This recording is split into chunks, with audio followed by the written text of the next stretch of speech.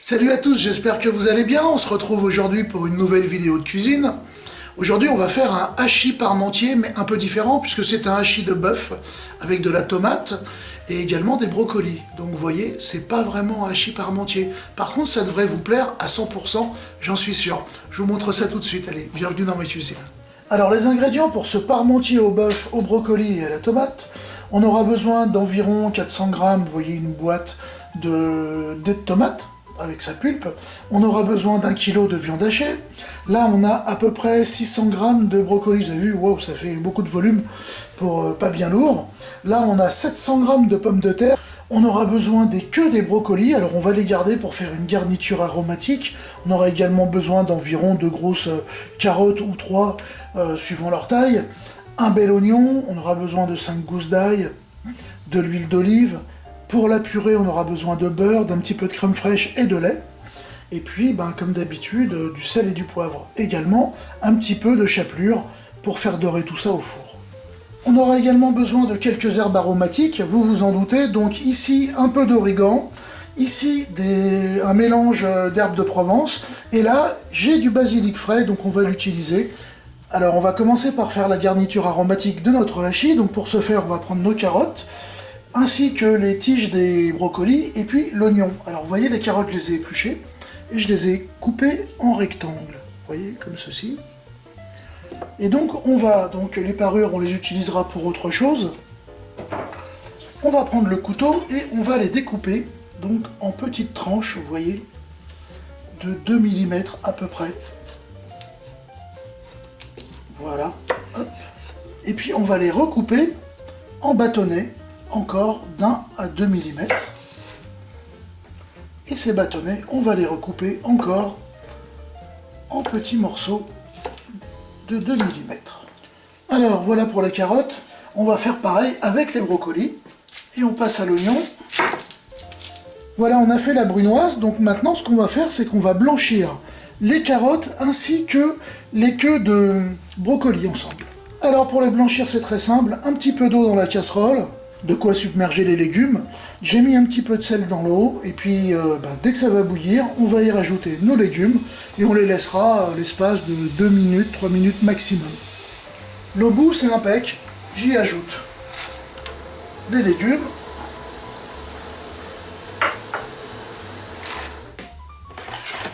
Voilà, on va les réserver.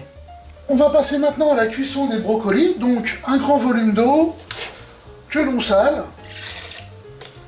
On va attendre que ça bout, et une fois qu'on aura atteint l'ébullition, on y mettra nos brocolis. Alors, je perds pas mon temps, pendant que l'eau est en train de chauffer, je vais éplucher mes pommes de terre, et je vais les couper en morceaux de taille régulière, de façon à uniformiser la cuisson. Donc, ça permet en fait de ne pas avoir des morceaux qui sont cuits, et puis des morceaux qui restent crus, parce qu'ils sont plus gros que les autres. Le bout, j'ajoute mes sommités de brocolis directement dans l'eau. Quand elles sont trop grosses, j'hésite pas, je les coupe en deux. De toute façon, on va mixer tout cela, puisqu'on compte en faire une purée. Voilà, on va attendre la reprise de l'ébullition, et puis on va les laisser cuire une quinzaine de minutes. Voilà, les brocolis sont cuits, je vais les égoutter. Et maintenant, comme vous vous en doutez, on va faire cuire nos pommes de terre pour réaliser notre purée de brocolis. Voilà, nos pommes de terre sont cuites. Je vais les égoutter. Je vais mettre maintenant les brocolis dans le faitout. Avec l'aide du crusher, je vais les écraser. Et puis on va y rajouter petit à petit les pommes de terre. J'y ajoute le beurre. Alors la purée, il faut être généreux avec le beurre, vous le savez. J'ajoute la crème fraîche.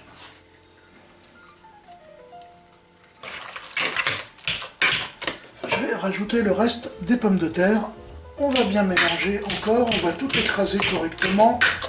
Alors on va goûter. Ça manque un petit peu de sel.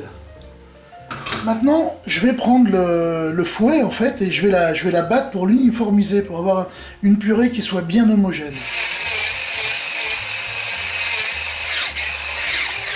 On va ajouter un petit peu de lait.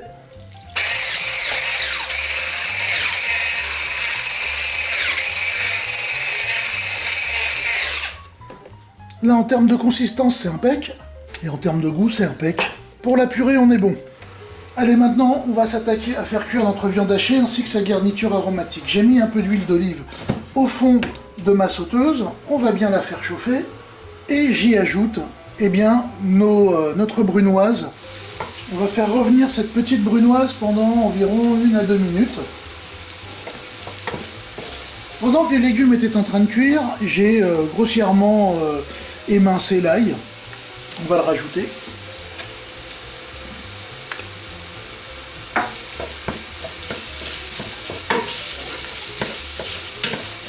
Je rajoute dans la brunoise l'oignon qu'on a également coupé en brunoise.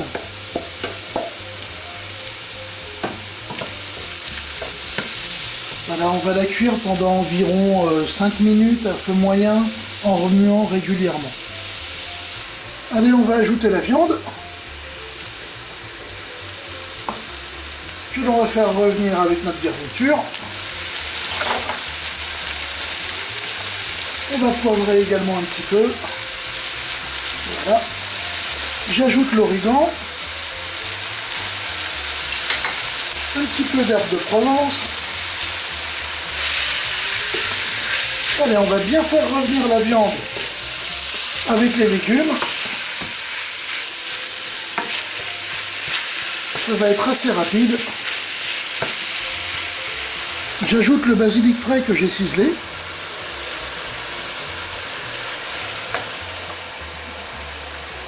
Et pour finir, je vais ajouter la tomate. Donc vous voyez, je l'ai mis dans une petite passoire pour enlever le maximum de liquide et garder que la chair.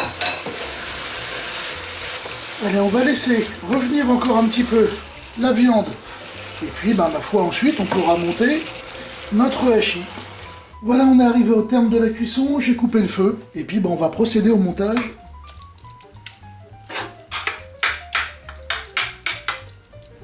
Alors, on va mettre une belle épaisseur de viande.